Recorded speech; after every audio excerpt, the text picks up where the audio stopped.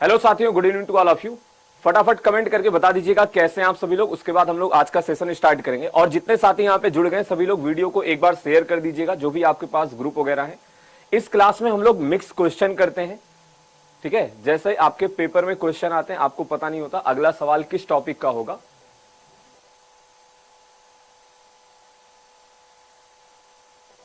तो पहला क्वेश्चन आपके स्क्रीन पे है, फटाफट सॉल्व करिए और बताइए आपका सही जवाब क्या होगा।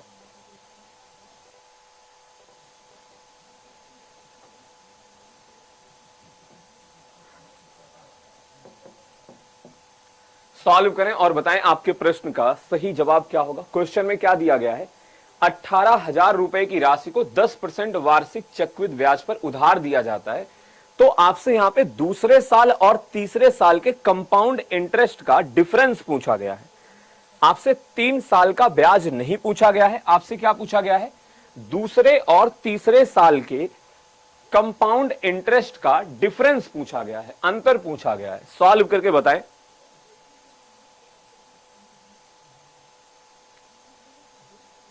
अब आप कैसे सॉल्व करोगे इसको, देखो दो तरीके हैं आपके पास। और अगर आप कंफ्यूजन से बचना चाहते हैं तो ट्री मेथड आपके पास बेहतर तरीका है, ठीक है, उससे आप सॉल्व कर लीजिए।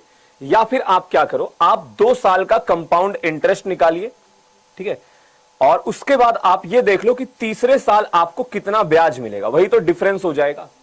भाई 2 साल का आप कंपाउंड इंटरेस्ट नहीं, 2 साल का आप अमाउंट निकालोगे और उस अमाउंट पर आप देखिए कितना आपको तीसरे साल ब्याज मिलेगा, वही आपका आंसर हो जाएगा। तो मैं ट्री मेथड और उस तरीके दोनों से बता रहा हूं। पहले ट्री मेथड लगाते हैं। प्रिंसिपल दिया गया है 18,000, ठीक है। रेट ऑफ इंटरेस्ट, ब्याज की दर है 10%। तो यहां पे पहले साल 1800 रुपए का ब्याज, भाई दूसरे साल भी 1800 रुपए का ब्याज मिलेगा। इसका 10% यानी कि 180 रुपए का ब्याज और मिल जाएगा। तीसरे साल क्या होगा, 1800 रुपए का ब्याज मिलेगा और इन दोनों का 10% यानी कि 180 का ब्याज और मिलेगा। और इस 180 पे 10% यानी कि 18 रुपए का ब्याज और मिल जाएगा। आपसे पूछा गया है दूसरे और तीसरे साल के कंपाउंड इंटरेस्ट का डिफरेंस क्या होगा। देखिए भाई, दूसरे साल ये दोनों और तीसरे साल यहां पे है, तो अंतर कितना आ जाएगा, अंतर तो आपका 190 रुपए आएगा ना। अंतर कितना आ जाएगा, 190 रुपए आ जाएगा। क्या होगा, अंतर कितना आएगा, 190 रुपए आ जाएगा। क्लियर है।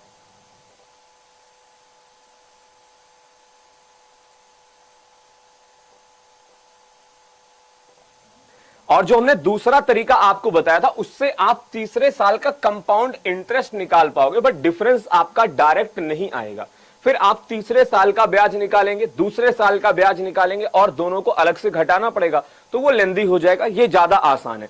ऐसा हमने क्यों किया, देखो आप समझिए, आपको जोड़ने की आवश्यकता नहीं है। आपसे पूछा गया जो तीसरे साल का ब्याज है और जो दूसरे साल का ब्याज है, इनका अंतर बताओ। तो ये दोनों जगह सेम है। जब आप घटाओगे तो इसमें से ये माइनस हो जाएगा, 180 और यहां पे 18 बचेगा, यानी कि 198। 198 रुपए क्या हो जाएगा, आपके प्रश्न का सही जवाब होगा। 190 किसने लिख दिया था, इस सवाल का आंसर बताइए क्या होगा। फटाफट सॉल्व करके बताएं। क्या बोला गया है, वह सबसे छोटी संख्या जिसमें 5 जोड़ने पर प्राप्त संख्या 24, 32, 36 तथा 54 में से प्रत्येक से विभाजित हो जाती। किससे किससे, 24, 36, 54 और 32 से भी डिवाइड होती है। सॉल्व करके बताएं। हाँ बिल्कुल, आप ऑप्शन से भी कर सकते हो। भाई ऑप्शन से कैसे करोगे, सभी में आप 5 जोड़िए। बोला गया जिसमें 5 जोड़ दिया जाए तब क्या हो, इन सबसे डिवाइड हो। और आप 5 जोड़ के फिर डिविजिबिलिटी रूल लगा सकते हो। और अगर आपको बेसिक से करना होगा तो आपको क्या करना पड़ेगा, देखो अब जैसे यहां पे मैं एक किसी तरीके से बता रहा हूं। अगर आपकी मैथ वीक है, मान लीजिए हमने ऑप्शन से बताया, तो आपको, आपका कर्तव्य है, आप घर पे एक बार बेसिक मेथड से बनाइए। हमने बेसिक से बनाया तो आप ऑप्शन से एक बार खुद ट्राई करो। क्योंकि हर, मान लीजिए किसी सवाल के 2-3 तरीके, मैं 3 मेथड से नहीं बताऊंगा, कभी कभी बता देता हूं किसी किसी सवाल में, वरना फिर 1 घंटे में 8-10 सवाल ही हो पाएंगे, ठीक है। तो यहां पे अगर आप ऑप्शन से करना चाहें, आप ऑप्शन के थ्रू जा सकते हो। आप एलसीएम से करना चाहो तो आप एलसीएम के थ्रू जा सकते हैं। हम लोग यहां पे एलसीएम ही निकाल लेते हैं। एलसीएम किसका निकालना है? 24, 32, 36 और 54 का। ठीक है, तो कोई दो नंबर ऐसा पकड़ो जिनका आपको एलसीएम दिख रहा हो। 24 और 36 का एलसीएम हो जाएगा 72। ठीक है, 8 चौके 32, 8 9 72, 4 की कमी, इसमें 4 का गुणा करा दी। अब देखो 9 से डिवाइड करते हैं, ये 9 छके 54 होगा और ये 9 8 72 होगा, तो 3 की कमी पड़ रही, यानी कि आप यहां पे क्या करेंगे? 3 का गुणा करा दोगे। अब एलसीएम आ गया 72 गुणे 12, 12 दूनी 24 के 4 हो गया, और 12 सते 84 और 4 कितना हो जाएगा? 88। ये आपका कितना आ गया? 12 दूनी 24 के 4 बच गया 2, और 12 सते 84 और 2 कितना हो जाएगा? 86। 864 एलसीएम आया। बट आपसे क्या पूछा जा रहा है? वो संख्या बताइए जिसमें हम जब 5 जोड़ें, भाई जिसमें मैं 5 जोड़ूं तब जाके डिवाइड हो, यानी कि आप जब आंसर बताओगे तो आंसर आपका क्या हो जाएगा? वो संख्या क्या होगी? 864 में से आपको क्या करना पड़ेगा? 5 घटाना पड़ेगा। कुछ लोग जल्दबाजी में जोड़ के ऑप्शन नंबर ए बता रहे हैं और वो गलत है। तो 859 क्या होगा? आपके प्रश्न का सही जवाब हो जाएगा। ठीक है, 859 क्या होगा? आपके इस सवाल का सही जवाब है। अब जब आप इसमें 5 जोड़ोगे उसके बाद ये 24, 32, 36 और 54 से डिवाइड हो जाएगा। बाकी एलसीएम निकालने का आपके पास जो बेसिक तरीका होता है वो गुणनखंड विधि होती है। ठीक है, ये आप देखो एक सवाल से इस मेथड को नहीं सीख पाओगे, इसके लिए आपको प्रैक्टिस करनी पड़ेगी जानने के बाद। और लगभग जब भी एलसीएम आता तो मैं आपको बताता हूं कि हमारा थॉट ऑफ प्रोसेस क्या होगा, यानी सोचने का तरीका क्या होगा। एक बार फिर से बताते हैं, आप कोई दो नंबर उठाते हो, 24 और 36 का एलसीएम हमें 72 दिख रहा था। अब आप एक एक नंबर से डिवाइड करके देखते हो, भाई एलसीएम क्या है? वह छोटी से छोटी संख्या जो इन सबसे डिवाइड हो जाए। तो 32 से 72 तो डिवाइड नहीं होगा, बट 8 से ये डिवाइड हो रहा है। यहां पे 4 बच गया, भाई इसके पास अब 4 की कमी है तो 4 का गुणा कराओगे, अब ये संख्या 32 से डिवाइड होगी। इसी तरह 54 से चेक कराइए, इसी तरह 54 से चेक कराओगे तो 9 से ये डिवाइड है, 9 से ये भी डिवाइड है। यहां पे 8 गुणे 4 बच रहा है, तो 3 की कमी थी, 3 का गुणा करा दिया। इस सवाल का आंसर बताइए क्या होगा? फटाफट सॉल्व करें और बताएं आपके प्रश्न का सही जवाब क्या होगा। हर एक प्रश्न आपको देखो प्रैक्टिस में, मेरा कहना, मेरा मानना यह है, आप दिन में 10 मैथ की क्लास मत लो, वैसे 10 तो ले भी नहीं पाओगे, मतलब 3-4 मैथ की क्लास मत लीजिए। एक ही क्लास, आप जो भी क्लास लो, ऐसा नहीं कि इसी क्लास को लीजिए, भाई आप जो भी क्लास लो उसको अच्छे से पढ़ो। जो आपको डाउट आता है आप उसको घर पे उसमें देखिए आपने कहां पे सवाल गलत बनाया था, और वीकली आप रिवीजन जरूर किया करो प्रैक्टिस सेट का।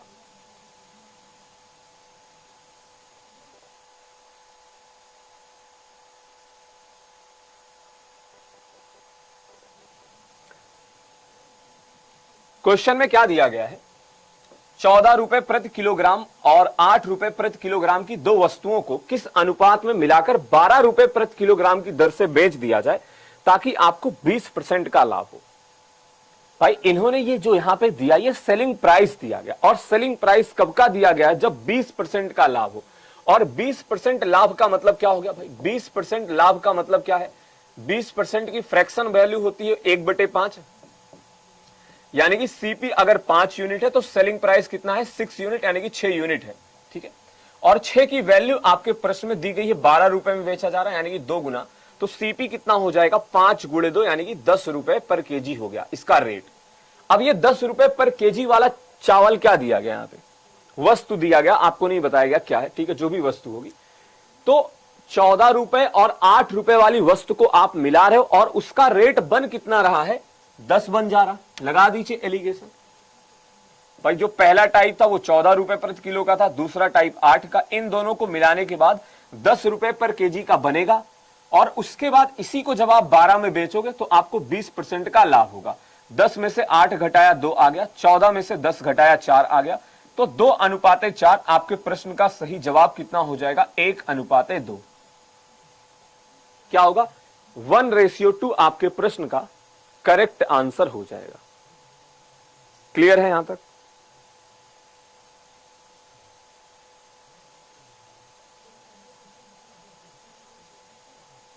बताइए, कोई समस्या, कोई दिक्कत?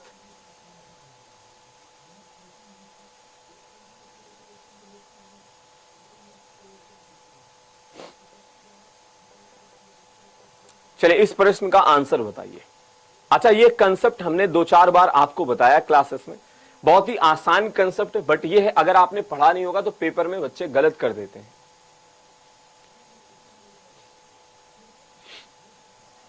और अगर पढ़ा होगा आपने तो ये आपको आसान लगेगा, फिर कोई समस्या का विषय ही नहीं है। दिया गया है a+1/a equal to -2, then find the value of, जो दिया गया यहां पे, ठीक है। अब आप कहोगे गुरुजी क्या अलजेब्रा हमारे सिलेबस में नहीं है, बट ऐसे प्रश्न पूछे जा सकते हैं, ठीक है, ऐसे सवाल पूछे जा सकते हैं।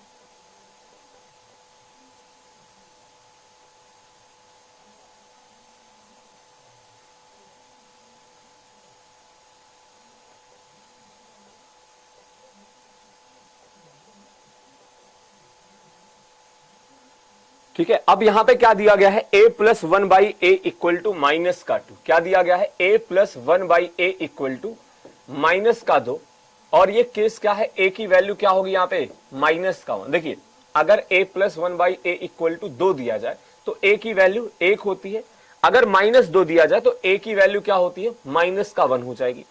अब आपके प्रश्न में दिया गया है a की पावर 45 -1 डिवाइडेड बाई a की पावर 50, सवाल बनाइए। अब यहां पे कंसेप्ट आप लगाओगे, -1 की पावर ऑड, -1 की पावर ऑड -1 बनाएगा, और यहां पे -1 की पावर इवन है तो ये 1 बना देगा, यानी कि -1 -1 आ गया, और आपके प्रश्न का जवाब क्या हो जाएगा, -2। जो लोग शून्य बता रहे हैं वो गलत है, ठीक है। तो जिन लोगों का आंसर 0 आ रहा है वो क्या है, गलत है।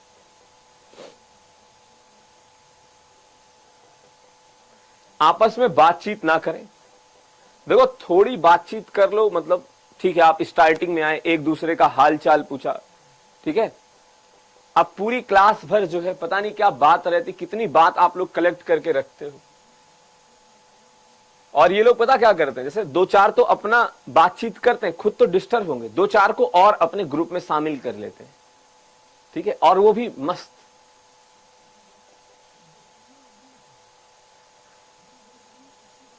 चलिए इसका आंसर बताइए क्या होगा।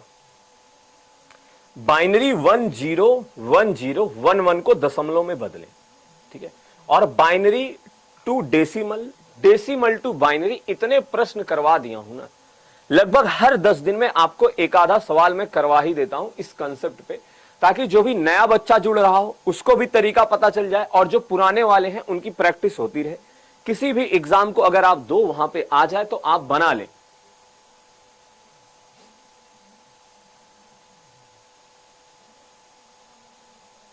सॉल्व करके बताइए आपका आंसर क्या होगा। 101011 को दशमलव में बदलें, ठीक है, यह है बाइनरी टू डेसिमल। अभी आगे आपको प्रश्न दिखाई पड़ेगा जिसमें हम लोग डेसिमल टू बाइनरी करेंगे, ठीक है, डेसिमल टू बाइनरी करेंगे। आइए समझते हैं। भाई संख्या दी गई है, आप इसको लिख लो, 101011, ठीक है। अब आप क्या करते हो, राइट हैंड साइड यानी कि दाहिनी तरफ से लिखते चले आइए। एक से स्टार्ट करते हो, दोगुना करते हुए चले जाते हो। 1 का 2 गुना 2, 4, 8, 16, 32, ठीक है। जिसके ऊपर शून्य है उसको कट कर दीजिए, बाकी को जोड़ लो। 32 8 40, 2 42, 1 43, क्या हो जाएगा, 43 आपके प्रश्न का सही जवाब हो जाएगा। क्या होगा, 43 आपके प्रश्न का सही जवाब हो जाएगा। जो तरीका बताया आप इसको अप्लाई करिए, कभी भी प्रश्न आपका गलत नहीं होगा।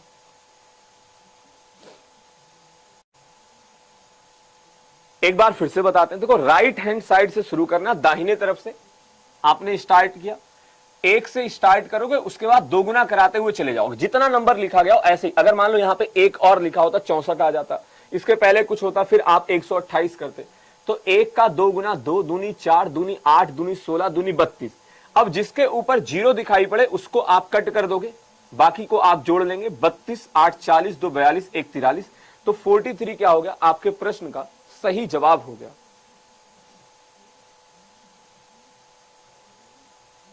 ठीक है, तो मुझे नहीं लगता यहां तक किसी को कुछ समस्या होगी।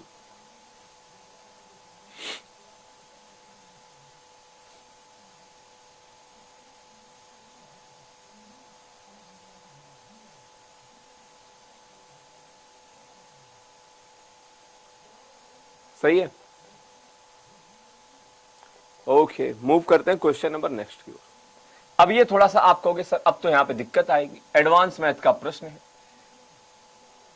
इसको बनाइए और बताइए आपके सवाल का सही जवाब क्या होगा, ठीक है। और जितने साथी यहां पे जुड़ गए सभी लोग सेशन को एक बार लाइक और वीडियो को शेयर जरूर कर दीजिएगा, जो भी आपके दोस्त हैं। हमने पहले भी बताया कि भैया हफ्ते में कम से कम 2 दिन आप शेयर किया करो, ये आपका कर्तव्य है। अगर आप रेगुलर क्लास लेते हैं, हाँ आप टहलते घूमते हुए आए हो कोई बात नहीं, बट जो लोग रेगुलर लेते हैं उनके लिए यह कंपलसरी है।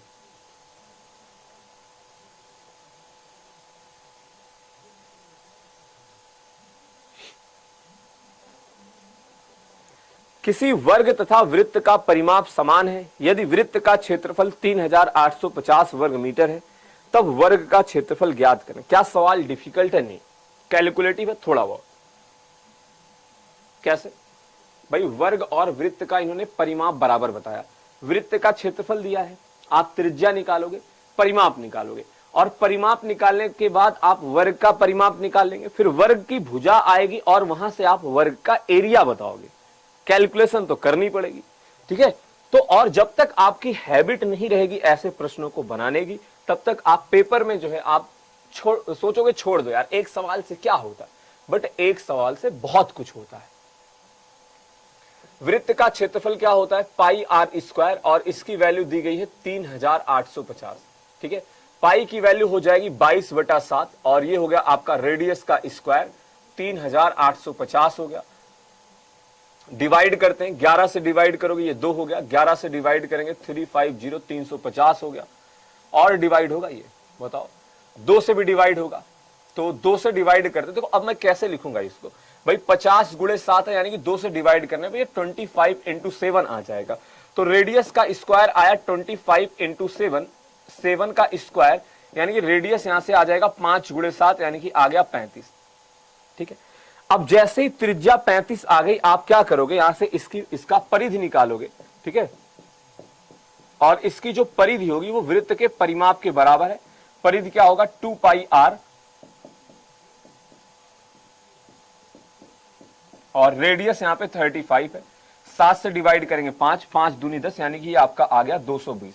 यहीं पे सॉल्व कर देता हूं, ठीक है। अब ये 220 क्या होगा? यही वर्ग का परिमाप होगा, और वर्ग का परिमाप क्या होता है? 4 गुणे भुजा। वर्ग का परिमाप क्या होता है? 4 गुणे भुजा, जो कि 220 के बराबर आ गया, यानी कि वर्ग की भुजा कितनी आ गई? स्क्वायर की भुजा आ गई 55, वर्ग की भुजा कितनी आ गई? 55। अब आप एरिया निकाल लो। एरिया क्या होता है? भुजा का स्क्वायर, वर्ग के लिए तो 55 का स्क्वायर, यानी कि यह आपका 3025 हो जाएगा। अब कुछ लोगों को लगेगा कि स्क्वायर इतना जल्दी कैसे लिख दिया गया, ठीक है। आप देखो खुद लिख सकते हो भाई, जिसके लास्ट में 5 होता है उसका स्क्वायर निकालना जो है बहुत ही आसान होता है। उसका स्क्वायर निकालना बहुत ही आसान होता है। क्या करते हैं, देखिए जैसे इस नंबर के लास्ट में 5 है, तो लास्ट में 25 आएगा ही आएगा, ठीक है। और जो इसके पहले वाला अंक है, आप उससे एक ज्यादा, जैसे 5 है, 5 का गुणा 6 में कराओगे, मान लो 65 होता तो 6 सते 42, तो आ जाता 4225, यानी कि 4225 इसका स्क्वायर हो जाता।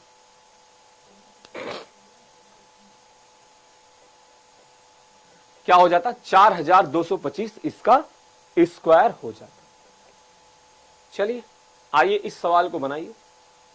हमने बोला था कि अभी आपको आगे मिलेगा डेसिमल टू बाइनरी, 68 को बाइनरी में बदलें। इसके पहले आपने एक सवाल पहले आपने क्या बनाया था? बाइनरी को आपने डेसिमल में कन्वर्ट किया था। यह है आपका डेसिमल टू बाइनरी। तो दोनों आपका रिवाइज हो जाएगा, और जो क्लास में नया होगा उनको नया सीखने को मिल जाएगा। बनाइए और बताएं आपके प्रश्न का सही जवाब क्या होगा।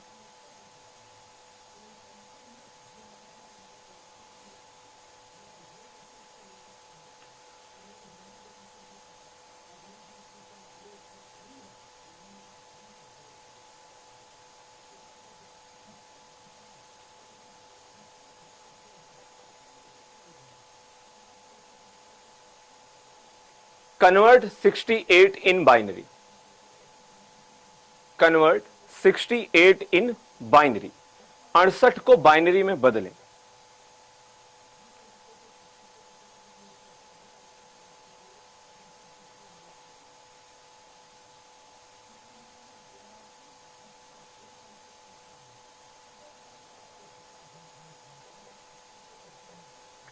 अब देखो, जिसका आंसर आना होगा, बहुत समय हमने दे दिया, आपका आंसर आप मैच कराइएगा किसका किसका आंसर सही है।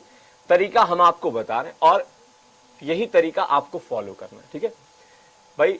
68 नंबर दिया गया है, ये डेसिमल है, इसको बाइनरी में बदलना। आप 2 से भाग लगाओगे, इधर हम लोग क्या लिखते हैं, शेषफल कितना आएगा। जैसे 2 से आपने डिवाइड किया, कितनी बार जाएगा भाई, पूर्णतः विभाजित हो गया 34, शेषफल आ गया 0। फिर से 2 से डिवाइड करोगे, सर पूर्णतः विभाजित हो गया, शेषफल आ गया 0। ठीक है, कोई समस्या नहीं। 2 से आप फिर से भाग लगाइए, अब ये जाएगा 8 दूनी 16, 8 बार, शेषफल आएगा 1। 2 से फिर से डिवाइड करेंगे, ये जाएगा 4 बार और शेषफल आ जाएगा आपका 0। 2 से फिर से डिवाइड करोगे और ये आपका जाएगा 2 बार, शेषफल आएगा 0। और 2 से डिवाइड करेंगे, ये जाएगा 1 बार और शेषफल आ जाएगा 0। ये समझ में आ गया।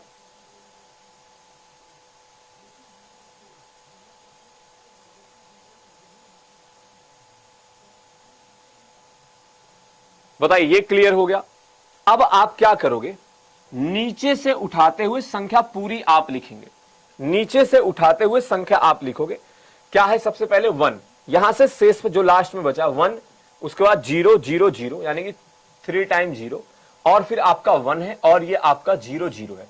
अब जो तरीका हमने बताया था आपको बाइनरी से डेसिमल में कन्वर्ट करने का, आप उससे चेक भी करा सकते हो कि आपका आंसर सही है कि नहीं। देखिए 1 2 4 8 16 32 64, बाकी सब कट जाएंगे, 64 और 4 बचेगा, जोड़ोगे तो 68 आ जाएगा, यानी कि आंसर आपका सही है। अगर आपने इसके अलावा कोई और आंसर बताया, कुछ भी कहीं पे जीरो का क्रम आगे पीछे, कुछ लोग क्या करते हैं ऊपर से लिखना शुरू कर देंगे या फिर यहां के बाद कहेंगे ये जीरो का कोई मतलब नहीं है। ठीक है, आप संख्या नहीं लिख रहे हो। ठीक है, तो बाइनरी के केस में आप नंबर को 1 और 0 से ही रिप्रेजेंट करते हैं।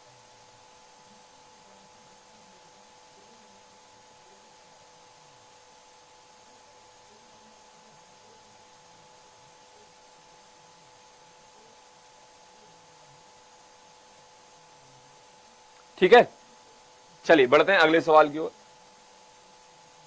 इसका आंसर बताइए। एक समद्विबाहु त्रिभुज PQR में कोण P आपका 130 अंश है। मैं डायग्राम बना देता हूं ताकि आपको थोड़ा आसानी हो जाए प्रश्न बनाने में। ये हो गया आपका PQR त्रिभुज, P हो गया QR। ठीक है, और कोण P आपको बता दिया गया 130 डिग्री, ये आपको 130 अंश दे दिया गया है और बताया गया I इसका अंतः केंद्र है। I जो है वो अंतः केंद्र है, ये अंतः केंद्र हो गया। ठीक है, और क्योंकि ये एक समद्विबाहु त्रिभुज है तो ये दोनों कोण बराबर रहे होंगे। भाई ये दोनों कोण बराबर रहे होंगे। आपसे पूछा जा रहा कोण QIR क्या होगा, कहां पे है QIR, ये पूछा जा रहा है। ये पूछा, फिर तो आसान हो गया ना। फिर भाई यहां पे समद्विबाहु देने का क्या मतलब रहेगा, कुछ नहीं मतलब। समद्विबाहु ना भी होता तब भी आप बता देते। PQR कोण P 130,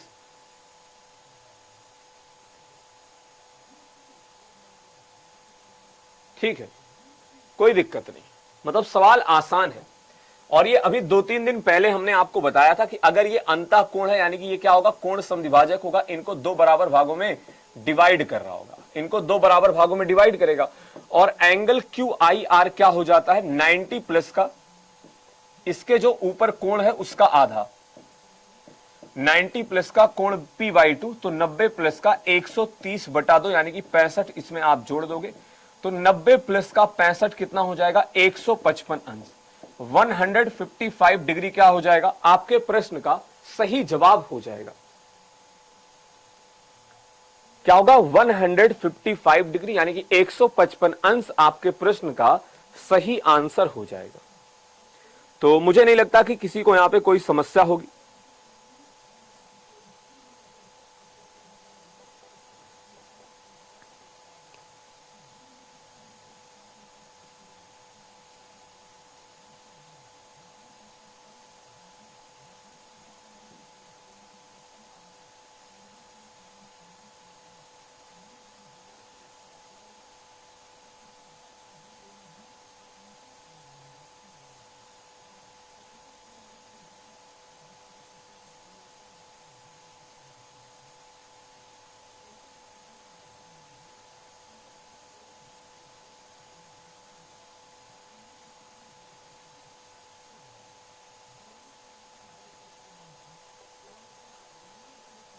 ठीक है, चलिए इस सवाल का आंसर बताइए। अब ये आप देखो, अगर कोई सिर्फ ये देखेगा कि सर इनका जोड़ दिया गया, तो आप सवाल नहीं बना पाओगे। ठीक है, आप थोड़ा सा कुछ सोचिए ये दिया क्या गया है, वो मैं आपको बताऊंगा बाद में। देखिए जैसे कई लोग कहते हैं ना सर क्लास में सवाल तो बन जाता है, जब खुद से प्रैक्टिस सेट लगाता हूं नहीं बनता, क्योंकि यहां पे मैं हेल्प कर देता हूं ना। जैसे अभी मैंने एक लाइन अगर इसको बता दिया तो ये सवाल आपको आसान लगेगा, बट पेपर में आपको थोड़ा सा भी हिंट देने वाला कोई नहीं होता है। सब कुछ आपको सोचना समझना होता है और उसके हिसाब से आप आंसर बताते हो। ठीक है, तो इसीलिए जब भी आप क्लास में आए तो आप खुद से जो है सोचा करो, खुद से आप सवाल बनाया करें।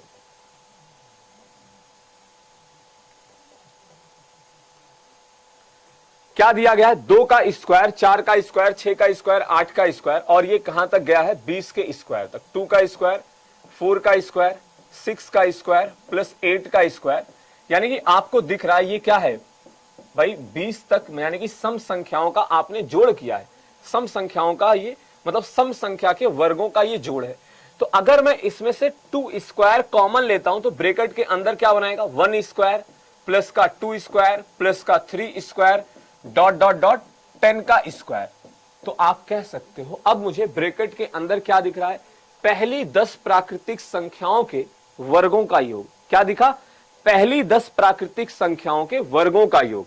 अब आप फॉर्मूला लगा दो, पहली n प्राकृतिक संख्याओं के वर्गों के योग का फॉर्मूला क्या होता है, n इंटू n प्लस 1, और नेक्स्ट ब्रैकेट में 2n प्लस 1 डिवाइडेड बाई 6। इसी फॉर्मूले का यूज करेंगे हम लोग यहां पे, और 2 का स्क्वायर ये 4 हो जाएगा, गुड़े n की वैल्यू यहां पे 10 है, 10 प्लस का 1 यानी कि 11 हो गया, और 10 दूनी 20, 1 21 हो गया, डिवाइडेड बाई यहां पे 6 हो जाएगा। 3 से डिवाइड करोगे ये 2 आएगा, 3 से डिवाइड करेंगे ये 7 आ जाएगा, और 2 से डिवाइड करोगे यह 2 आ जाएगा। ठीक है, तो 11 सत्ते 77, और 77 गुड़े 2 कितना हो जाएगा, 77 इंटू 2 हो जाएगा आपका 154, और शून्य यहां पे बचा हुआ है, तो 1540 क्या हो जाएगा,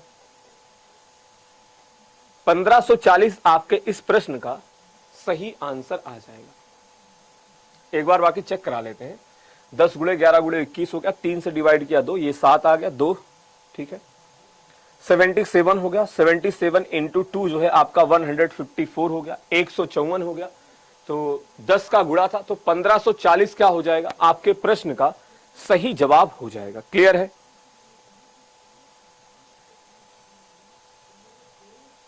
तो एक बार सभी लोग कमेंट करके बताइएगा क्लियर हुआ कि नहीं।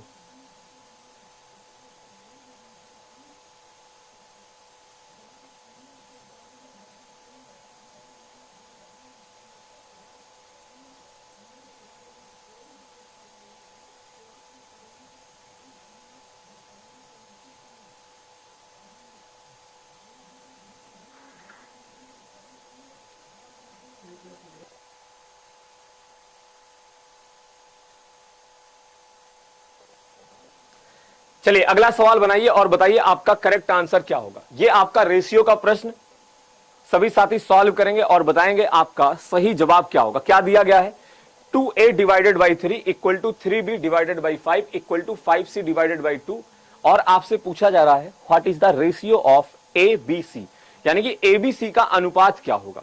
फटाफट बताएं,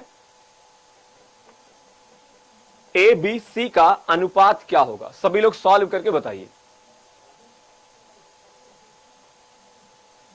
तो 2a, अब देखो ऐसे प्रश्न को कैसे करना है, आपको सीधा सीधा हमने बताया कि अगर बीच में इक्वल का चिन्ह लगा हो, जैसे मैं आपसे कहता हूं कि 2a equal to 3b equal to 4c, तो अगर बीच में इक्वल का चिन्ह लगा है, abc का अनुपात क्या होगा, जो उनके गुणांक हैं उनके व्युत्क्रम का अनुपात होता है। कंसेप्ट हमने बता दिया, ठीक है। अब देखो ये सवाल डायरेक्ट आए ना या मतलब आए या ना आए, बट कई बार ये पार्टनरशिप यानी कि साझेदारी में इसका यूज हो जाता है, ठीक है। तो वहां पे आप जो है इस कंसेप्ट को कैसे यूज करोगे, मान लीजिए जैसे हमने बोला कि ए के हिस्से का 2/3, बी के हिस्से का 3/5 भाग और सी के हिस्से का 2.5 गुना बराबर है, तो फिर तो ये रेशियो बनाना पड़ेगा ना। और कैसे बनाओगे, आइए बनाते हैं, देखते हैं। तो 2a/3 equal to 3b divided by 5 equal to 5c divided by 2। ठीक है, तो इनका एलसीएम कितना हो जाएगा 352 का। किसका एलसीएम सर? अभी आप एलसीएम लो ही मत ना, अभी एलसीएम लेने की आवश्यकता क्या है, हमें एबीसी का अनुपात निकालना है। तो अनुपात क्या होगा, इनका जो गुणांक है उसका उल्टा, यानी कि 3/2 अनुपाते 5/3 अनुपाते 2/5। अब आप 2 3 5 का एलसीएम ले लोगे, इनका एलसीएम कितना आ जाएगा भैया, 5 3 15 दूनी 30 आ जाएगा। सब में आप 30 का गुणा कराते हो। क्यों कराते हैं ऐसा, इस भिन्न को हम लोग पूर्णांक में बदल रहे हैं। ठीक है, ऑप्शन जो दिया होगा वो पूर्णांक में दिया होगा, तो जब आप 30 का गुणा कराओगे 2 से डिवाइड, चलो एक बार लिख देता हूं यहां पे क्या होगा भाई, 3/2 गुणे 30 अनुपाते 5/3 गुणे 30 अनुपाते 2/5 गुणे 30। ठीक है, तो आप डिवाइड करिए, 2 से डिवाइड करेंगे ये आपका 15 3 45, 3 से डिवाइड करेंगे 10 5 50, और 5 से डिवाइड करोगे 6 दूनी 12 आ जाएगा। ठीक है, ये डिवाइड करोगे 6 आएगा, 6 दूनी 12, ये डिवाइड करोगे 10 आएगा, 10 5 50 और 15 3 45। तो 45 50 और 12 क्या हो जाएगा, एबीसी का अनुपात हो जाएगा। कभी अगर देखो, वैसे तो यहां पे ऑप्शन होगा, तो ऑप्शन अगर है तो आप इसको छोड़ के, मतलब जैसा ऑप्शन के हिसाब से आप दो का भी कंपेयर करा के अपना आंसर बता सकते हैं। बाकी अगर आपको फिर भी चेक कराना है ना, जैसे यहां पे 45, ए की वैल्यू 45 रखोगे, इसका मान 30 आ जाएगा। यहां पे बी की वैल्यू 50 रखोगे, देखो 30 आ रहा है। सी की वैल्यू 12 रखोगे, ये भी 30 बना रहा है। तो सब जगह 30 30 30, यानी कि ये बराबर हो गया। ठीक है, तो मुझे नहीं लगता यहां तक किसी को कोई समस्या होगी।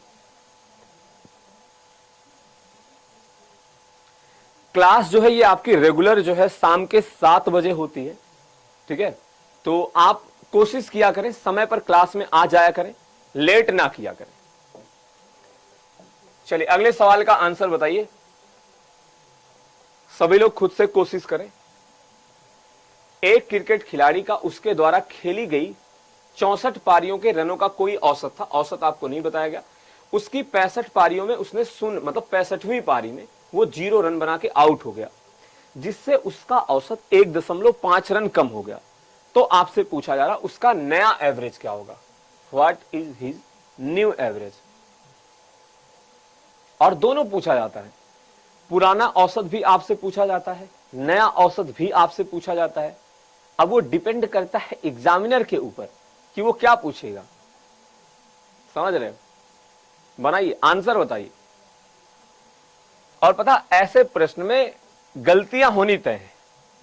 10-20% बच्चे जो है कितना भी एग्जामिनर बोले बट वो ओल्ड एवरेज ही बताएंगे, पुराना औसत बताएंगे। देखिए समझिएगा, आप एक्स मान के भी बनाते हो, हम लोग विदाउट एक्स कर रहे हैं भाई। 65 पारियों का औसत 1.5 से क्या हुआ है, उसका कम हुआ है। कब?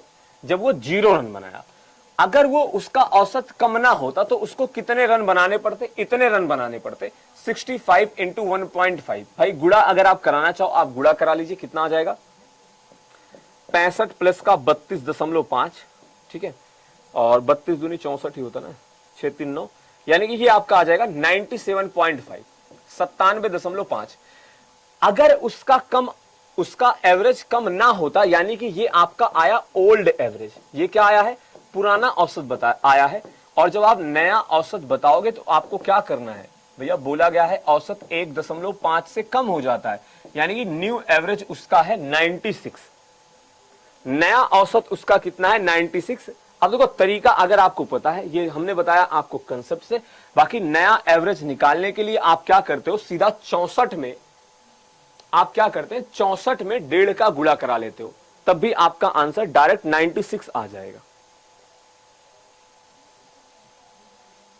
बराबर है।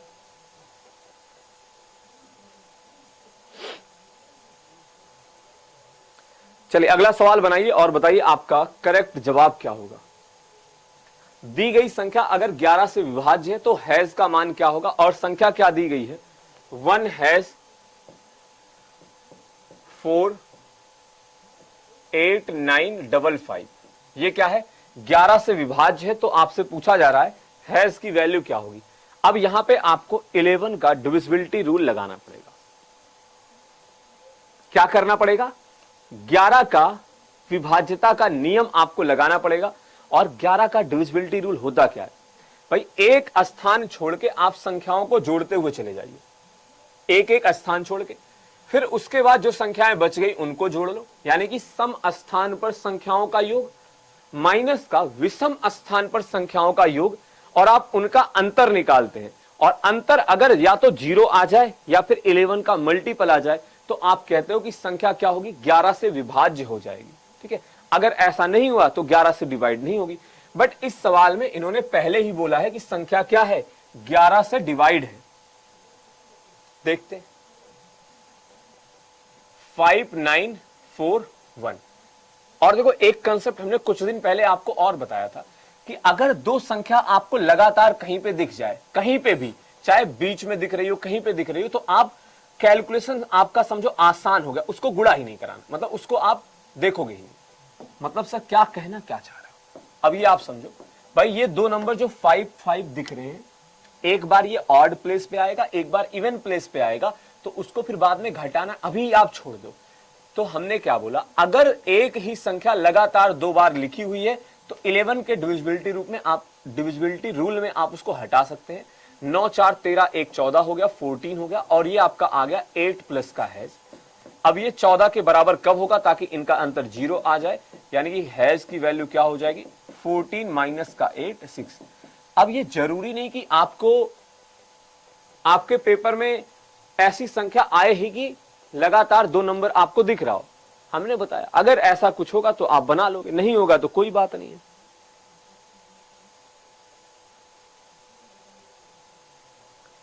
नहीं होगा तो कोई बात नहीं है।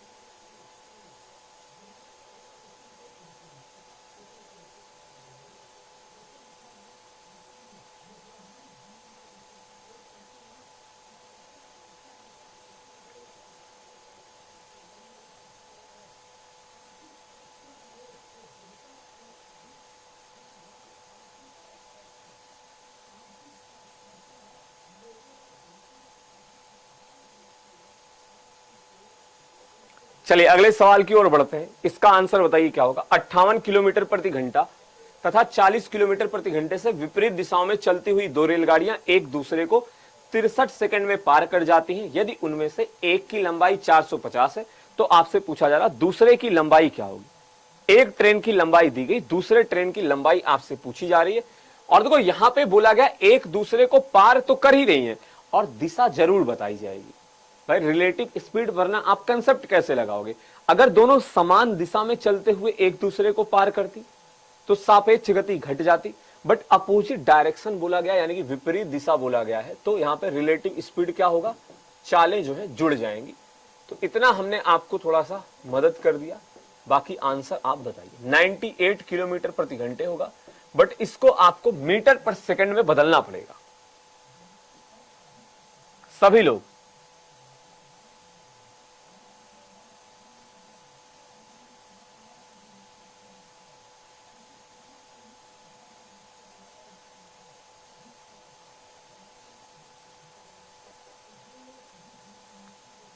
ठीक है। चलिए बहुत अच्छे, आइए देखते हैं, समझते हैं। तो इसको जब आप मीटर पर सेकंड में बदलेंगे यानी कि हो जाएगा 98 इंटू 5 डिवाइडेड बाई 18, 5/18। 6 से डिवाइड करोगे 3 आएगा, 6 से डिवाइड करेंगे आप, ये जाएगा भी कि नहीं जाएगा? 6 से ये डिवाइड किया एक बार, ये तो 6 से डिवाइड भी नहीं हो रहा। 98 सही है, ठीक तो है। तो इसको ऐसे ही लिख लो, कोई दिक्कत नहीं है। 98 गुणे 5/18 ही लिख लीजिए। अभी आगे देख लेंगे।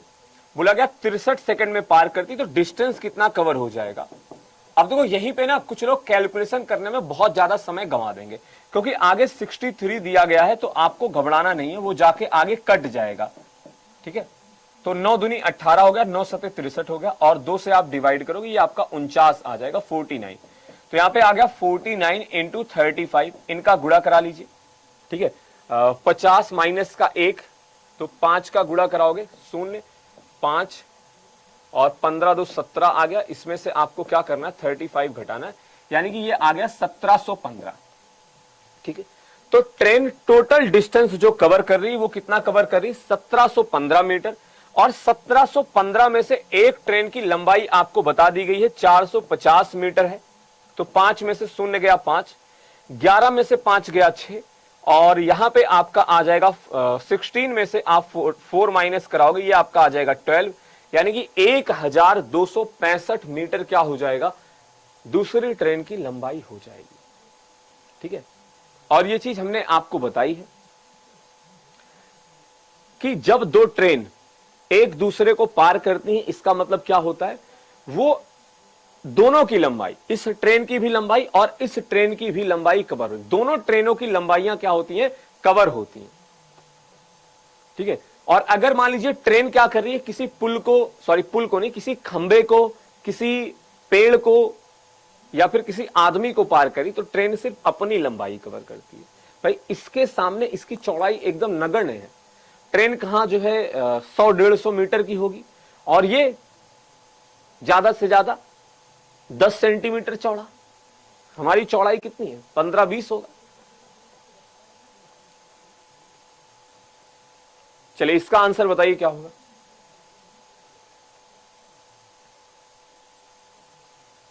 इस सवाल का आंसर बताइए क्या आएगा।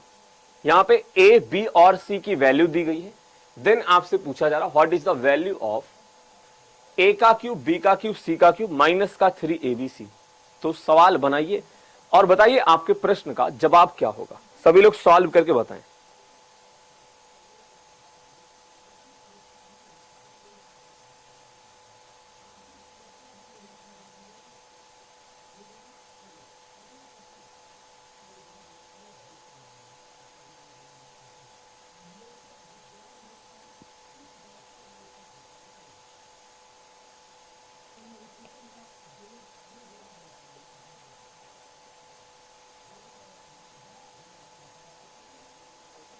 तो यहां पे क्या दिया गया है, ए की वैल्यू दी गई है 61, बी की वैल्यू 63 और सी की वैल्यू 65।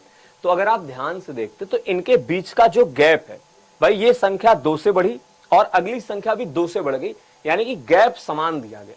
और जब गैप समान दिया गया होता है तो आपके पास एक डायरेक्ट, यानी कि आप इसका फॉर्मूला आपका बहुत ही छोटा हो जाता है, ए का क्यूब, बी का क्यूब प्लस सी का क्यूब माइनस का 3abc का फॉर्मूला। उस समय आप क्या लगाते हो, बट ये कंडीशन कब की है, जब गैप समान हो। किसमें, एबीसी में। जब गैप समान हो लगाइए। अच्छा अभी फॉर्मूला भी तो बताना, 9 इंटू बी इंटू डिफरेंस का स्क्वायर। बी क्या होती है, बी यहां पे मिडिल टर्म है, यानी कि बीच वाला पद है। पता चले पहले बी दे दिया गया, फिर ए दिया गया, फिर सी दिया गया, आप क्रम बदल दो। तो बी का मतलब ये मिडिल टर्म है, यानी कि बीच वाली संख्या है। तो 9 गुणे बीच वाली संख्या यहां पे क्या हो जाएगी 63 हो जाएगा। डिफरेंस क्या है 2 और 2 का स्क्वायर। डिफरेंस कैसे पता चला, भाई यहां पे देखिए संख्या 2 से बढ़ा और इसके बाद 65 दिया गया है, यह भी आपका 2 से बढ़ रहा है। तो गैप समान है और गैप है कितना 2 है। गुणा करा लीजिए, आपका आंसर आपके सामने है। ठीक है, तो 9 चौके 36 हो जाएगा। 36 गुणे 63 आपके प्रश्न का सही जवाब होगा। इकाई का अंक 8 होगा और संख्या थोड़ी पास पास है तो गुणा ही कराना पड़ेगा। तो गुणा कैसे कराओगे भाई, 36 तियां 108 हो जाएगा, बच गया आपके पास 10 और 36 गुणे 6 कितना हो जाएगा 216 और 216 और 10 कितना हो जाएगा आपका 226। तो 2268 क्या हो जाएगा आपके सवाल का सही जवाब हो जाएगा। क्या होगा 2268 क्या होगा आपके प्रश्न का करेक्ट आंसर, यानी कि सही जवाब हो जाएगा। क्लियर है, बताइए यहां तक कोई समस्या।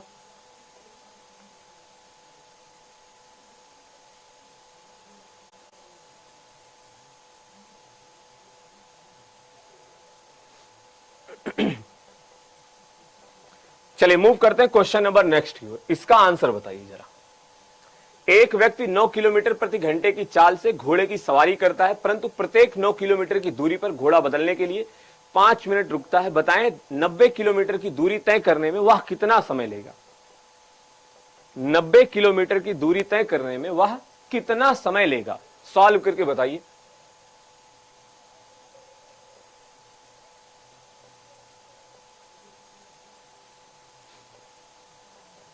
सभी लोग सॉल्व करके बताएं।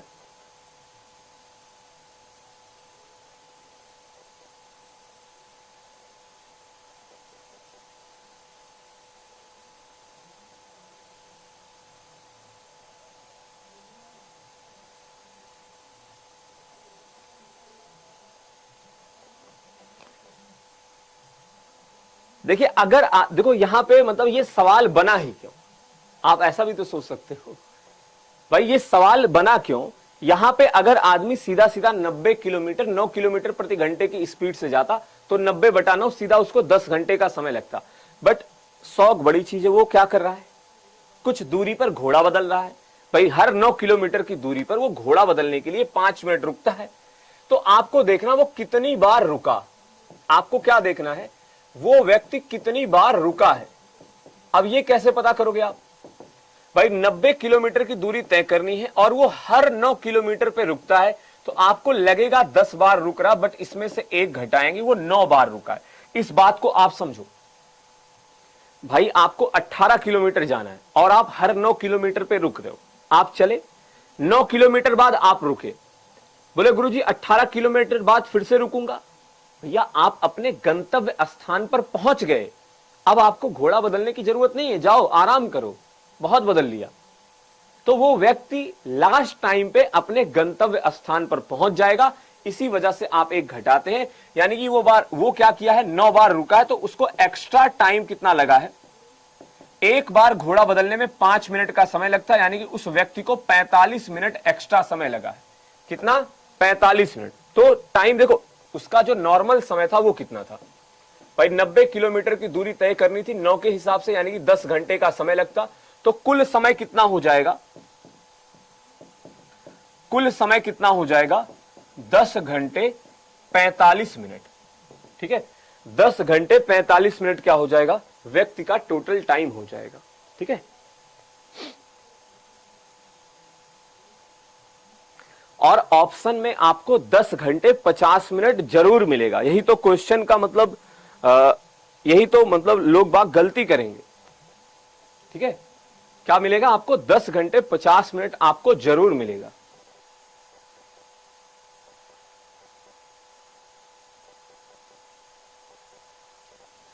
ठीक है, और देखिए एक प्रश्न मैं आपको होमवर्क दे रहा हूं, सभी लोग इसको सॉल्व करके और इसका आंसर आप कमेंट करके बताओगे, जो भी आपका आंसर आता, और सभी लोगों को कमेंट करना है, ऐसा नहीं कि बस देख लिया छोड़ दिया। ठीक है, इसको क्या आप क्या मतलब इसको सॉल्व करेंगे और इसको कमेंट करके बताएंगे। और जिन साथियों के पास एग्जामपुर ऑफिशियल ऐप नहीं है, आप ऐप डाउनलोड कर लीजिए, यहां से आपको करंट अफेयर की पीडीएफ वगैरह और फ्री क्विजेस आपको मिलते हैं। बाकी जो भी आपकी क्लासेस आती हैं, ठीक है, जो भी आपके कोर्सेस आते हैं वो आपको ऐप पे ही मिलते हैं, ऐप पे ही उनकी क्लासेस चलती हैं। तो जिन साथियों के पास ऐप नहीं, ऐप डाउनलोड कर लीजिएगा। और आप अपनी तैयारी को चेक करने के लिए www.testwale.com पे जरूर विजिट करें। वहां पे आप ऑल इंडिया टेस्ट दीजिए, ऑनलाइन टेस्ट दें, आप देखें आपका मतलब कौन सा पोर्शन आपका वीक है, कहां पे मेहनत करने की आवश्यकता है। और सभी एग्जाम के लिए आप यहां पे टेस्ट दे सकते हो, चाहे आपका कांस्टेबल, लेखपाल, यूपीपीएससी हो या फिर सीजीएल सीएचएसएल हो। ठीक है, और इस समय आपके एग्जामपुर के सभी कोर्स पे 60% का डिस्काउंट चल रहा है, सुपर 60 का यूज करेंगे, और बुक के लिए आप बुक 30 लगाओगे 30% का डिस्काउंट मिल जाएगा। बाकी जितने साथी चैनल पे नए हैं, चैनल को सब्सक्राइब कर लीजिएगा, वीडियो को लाइक और शेयर कर दीजिएगा। मिलते हैं आपसे नेक्स्ट क्लास में। That's all for today, thank you, धन्यवाद, bye bye, take care, good night.